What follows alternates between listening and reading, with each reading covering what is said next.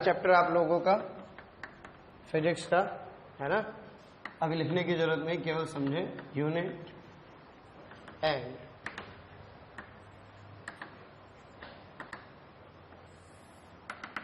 Dimensions.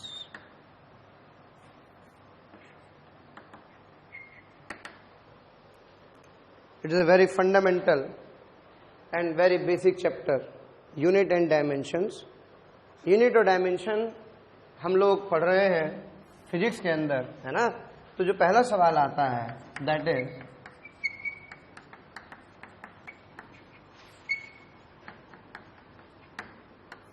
What is physics. Okay, आप जब 10th में पढ़ते थे तो 10th में आपके पास एक तो मैथ्स होता था, मैथ्स के साथ क्या होता था बेटे, साइंस होता था। साइंस में ही आप सब बच्चों ने कहीं ना कहीं फिजिक्स, केमिस्ट्री, है ना बेटे, बायोलॉजी, इसके बारे में जाना था। अभी हम लोग केवल किसके बारे में चर्चा करने वाले हैं, फिजिक्स के, क्योंकि अब ये आपका सब्जेक्ट बन चुका है। पहले तो बेटे एक सब्जेक्ट का एक सब सब्जेक्ट था, लेकिन अब ये पूरा का पूरा क्या बन चुका है, सब्जेक्ट बन चुका है। इसलिए हम लोग किसके बारे में चर्चा करेंगे, इस पूरे सब्जेक्ट के बारे में चर्चा करेंगे। तो किसी ने पूछा वन वर्ड में कि व्हाट इज फिजिक्स एक्चुअली। तो फिजिक्स क्या है, इसको जानने के लिए हम लोग क्या करते हैं, एक बहुत बेसिक सा एक एक्सपेरिमेंट मैं आपको बताता हूं, उससे हम लोग चीजों को समझेंगे। अगर इसकी डेफिनेशन की बात करें तो physics is nothing but it is the study of nature and it's loss. ये आप लोग जानते भी होंगे, नेचर की स्टडी और इसके लॉज की जो स्टडी है वो क्या कहलाती है, इसे हम लोग क्या कहते हैं, फिजिक्स कहते हैं।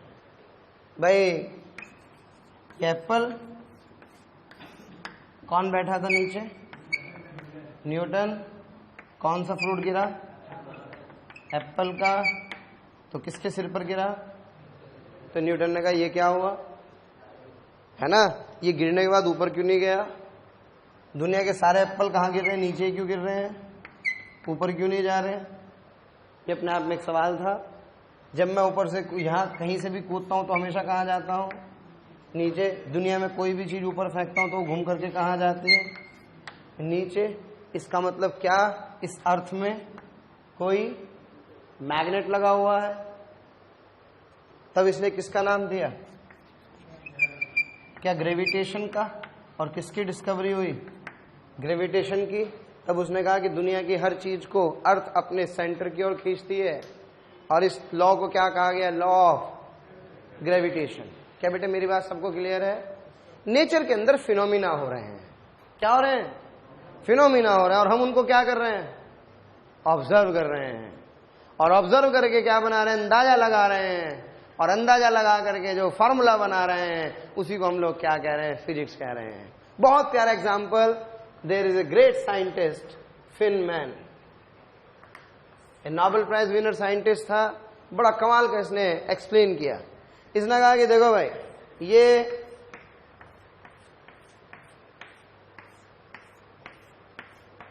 चेस बोर्ड 8x8 का होता है, कुछ एक दो खाने कम रहेगा यार, चलने दो, किनो मत, है ना। लेकिन कैसा बोर्ड है, it is a chess board. Here is mister Ram, here is mister Shyam playing the chess. यहां पर एक इनका नौकर है मिस्टर राम का, चिंटू। ये दोनों गेम खेल रहे हैं।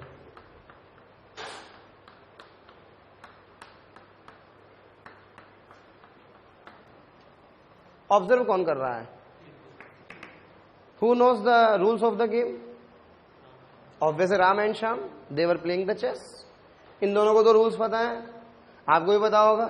शायद ये पैदल होता है, ये एक चाल चलता है सीधी, ये भी पैदल होता है, ये भी एक चाल क्या चलता है, सीधी। चिंटू देख रहा है, अरे वाह,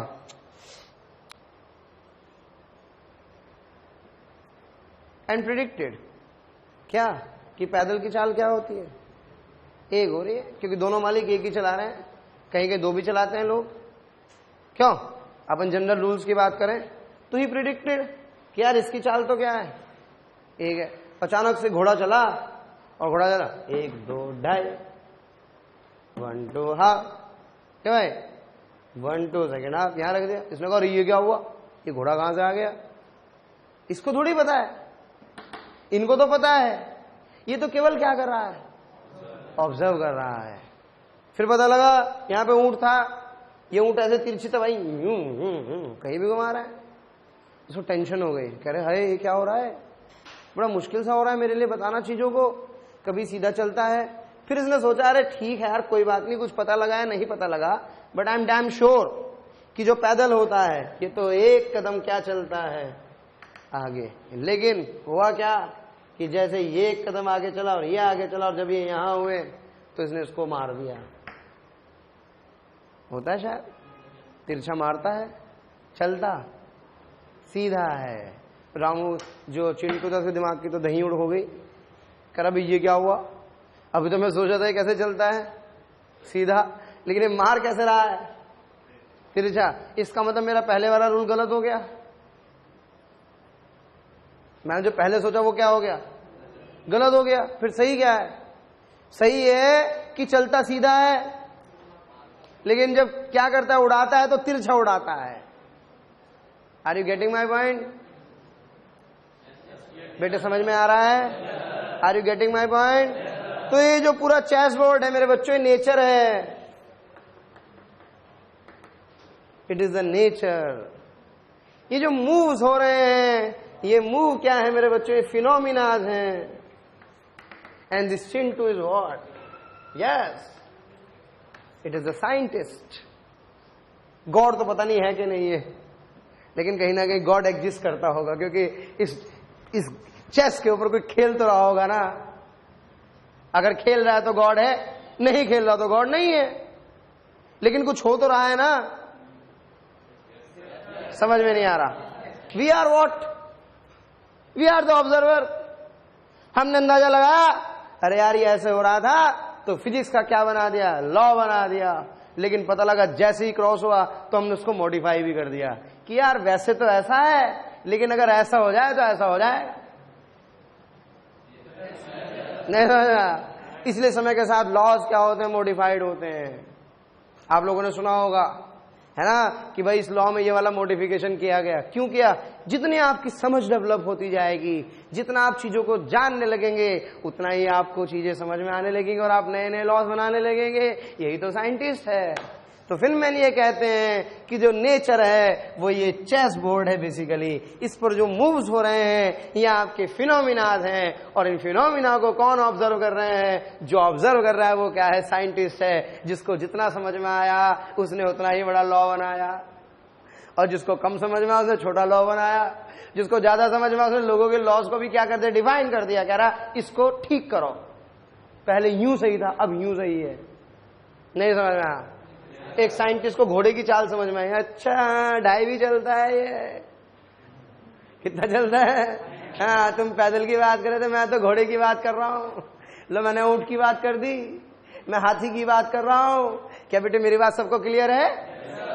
ये जो लॉज हैं, जिन लॉज को मैं क्या कर रहा हूँ, प्रिडिक्ट करके बता रहा हूँ, यही तो मुझे बताना है, तभी मैं फिजिक्स के बारे में क्या कर पा रहा हूँ, कमेंट कर पा रहा हूँ।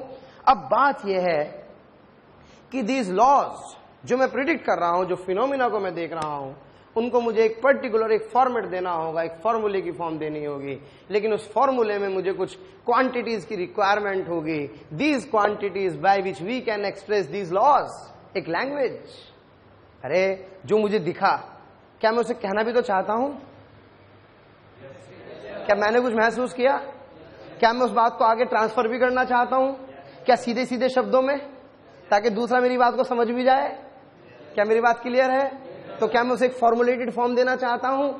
बेटे इसको क्या कहते हैं? इनको लॉज कहते हैं। And these laws govern by some physical quantities. इन लॉज को एक्सप्रेस करने के लिए we require few quantities, so such type of quantities are termed as what? Physical quantities. क्या बच्चों मेरी बात समझ में आई? Yes, it is the definition of physical quantities. What? कि जो लॉज मैं ऑब्जर्व कर रहा हूं, इन लॉज को एक्सप्रेस करने के लिए I required some quantities. These quantities are called as physical quantities. मेरी बात बताओ समझ में आएगी नहीं? तो इसका मतलब क्या ये वर्ल्ड बहुत सारी फिजिकल क्वांटिटीज से भरा होगा, जिनको यूज करते हुए क्या मैं बहुत सारे लॉज को डिफाइन कर सकूंगा? नहीं समझ में आया? क्या मेरी बात क्लियर है? तो हम लोग क्या पढ़ते हैं बेटे यहां पर? हम लोग पढ़ते हैं physical quantity. Physical quantities are those by which we can express these laws. इन लॉज को हम लोग क्या करते हैं? एक्सप्रेस करने के लिए जिन क्वांटिटीज को यूज करते हैं, उन क्वांटिटीज को क्या कहा जाता है? फिजिकल क्वांटिटीज कहा जाता है। बताओ, है ना शानदार एक्सप्लेनेशन? है ना शानदार कनेक्टिविटी? मैं फाइनली एक बार फिर बता दूं बेटे, what is physics? Okay, physics के बारे में बात करते हैं। It is the study of nature and its laws. दुनिया के अंदर कोई भी चीज हुई, क्या मुझे उसका कारण जानना है? अब आप सोचो, न्यूटन कौन है? रामू है? सॉरी, न्यूटन कौन है? चिंटू है? न्यूटन कौन है? चिंटू। ये एप्पल गिरा, ये कोई चेस का मूव हुआ, इसने अंदाजा लगाया, अरे ये हुआ होगा। हैव यू सीन लगान मूवी? लगान मूवी में देखो, जब वो ऐसे करते तो अरे क्या मतलब हुआ, अरे ये क्या भगवान से कुछ मांग रहा है? अरे कैच ही तो कर रहा था। लेकिन आमिर खान क्या समझ रहा था? उसको लग रहा था अरे तो कुछ मांग रहा है। यानी कि किसने क्या कहा, हमने क्या समझा, अगर हम उस चीज को सही ढंग से समझ पाए, हमने उसको एक लॉ बना दिया, तो वही तो फिजिक्स है। मेरी बात शायद कम समझ में आए। पंखा, आपको आपके दिमाग में एक टर्म सेट होनी चाहिए, इंट्यूशन। ट्यूशन नहीं, इंट्यूशन। इंट्यूशन मतलब होता है पहली सोच। क्या आपको फील हो कि यार पूर्वाभास, आपको फील आनी चाहिए कि यार एक्चुअल में है क्या। मतलब आपको ये लगे कि साला अगर ये डंडा ना हो तो कुर्सी गिर जाए। बेसिक साइंस है। पंखे में 3 ही पंखड़ी क्यों है, 4 क्यों नहीं है? 2 नहीं लगाई, हमेशा 3 ही लगाई। आपकी ऑब्जर्वेशन बढ़िया होनी चाहिए। जितनी आपकी बढ़िया ऑब्जर्वेशन होगी, आप उतने अच्छे साइंटिस्ट होंगे। क्या मेरी बात समझ रहे हो? साइकिल भारी क्यों नहीं बनाई, हल्की बनाई? साइकिल के पहिए में स्पोक्स क्यों लगाई? हमने तो कभी सोचा ही नहीं। जबकि होना क्या चाहिए था, डिस्क होती तो मजा आता। पता नहीं स्पोक्स क्यों लगा दी। ऐसा क्या किया? कार का पहिया सॉलिड क्यों नहीं बनाया, इस तरह का क्यों बनाया? जब मैंने किसी वायर को छीला, एक वायर देखिए आप लोगों ने, तो आपने देखा होगा कि उसके अंदर बहुत सारे तारों का बंडल मिला। सिंगल वायर क्यों नहीं, इतने सारे तार क्यों है? एक तार से भी तो काम चल सकता था। यानी कि आपकी जो सोच होनी चाहिए वो डिटेक्टिव वाली होनी चाहिए, और ये आपके अंदर तक ही हो, लोगों को ना पता लगे। लोगों को ज्यादा पूछोगे तो लोग बेवकूफ बोलेंगे आपको, कहले पागल है, बचो भाई इससे, तो बहुत सवाल पूछता है। लेकिन आपकी ऑब्जर्वेशन बढ़िया होनी चाहिए। आप चीजों को जाने तब माने। समझ में आ रहा है? मानने का मतलब जानना है। जब आप चीजों को जानेंगे तब जाके आप चीजों को मानेंगे। एक और इंपॉर्टेंट बात मैं आपसे बता दूं बेटे, ये फिजिकल क्वांटिटीज वो क्वांटिटीज हैं जो इन फिजिकल लॉज को एक्सप्लेन करने के काम में आती हैं। इसके अलावा एक और इंपॉर्टेंट बात मैं आपको बता दूं बेटे, आपको अपनी बात को एक्सप्रेस करने के लिए एक लैंग्वेज चाहिए। सबको पता है हिंदी इंग्लिश, ये तो कॉमन सेंस है। मैं हिंदी में बात करूंगा तो आपको ज्यादा अच्छा समझ में आएगा, इंग्लिश में करूंगा तो भी आएगा, लेकिन there must be a language. अगर मैं आपसे ऐसे इशारों में बात करूं तो भी तो एक लैंग्वेज है वो, लेकिन उसके लिए मुझे दोनों को समझ में आनी चाहिए। इसी तरह से फिजिक्स को पढ़ने के लिए एक लैंग्वेज है जिसको मैं क्या कहता हूं, mathematics. So here we use what, mathematics, and mathematics is the language of what, physics की लैंग्वेज को क्या कहा जाता है। इसलिए हम लोग क्या करते हैं, मैथ्स को यूज करते हैं। ये मैथ्स की इंपॉर्टेंस है। Physics is not math, math is not physics, mathematics is the language to understand physics, to express physics, to read, to write. यानी कि फिजिक्स की नस नस में कौन भरी पड़ी है, मैथमेटिक्स भरी है। वो केवल और केवल क्या है, लैंग्वेज है। And from the next we will start what are the physical quantities and what is this particular world. Okay, thank you very much.